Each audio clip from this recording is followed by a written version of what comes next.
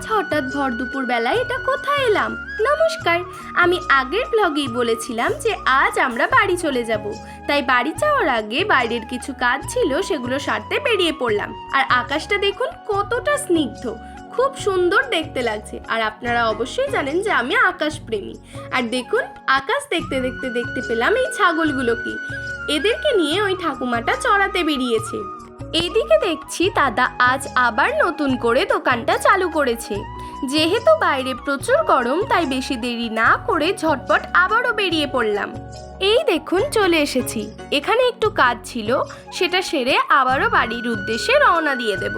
কিন্তু দেখুন, এই হলো গ্রামের সেই লাল মাটির রাস্তা। খুব সুন্দর লাগে এই রাস্তাগুলো।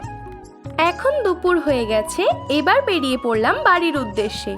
মাম্মি আর ভাইকে বাড়ি পাঠিয়ে আমি চলে এলাম টিচার্স ডেতে। আজ জীবন বিজ্ঞান যেখানে পড়তে যাই, সেখানে টিচার্স ডে পালন হচ্ছিল।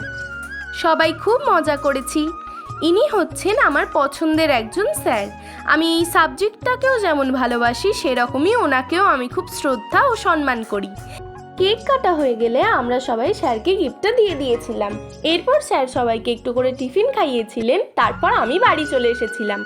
আমি খুব ভালো আছি, সবাই খুব ভালো থাকবেন। টাটা।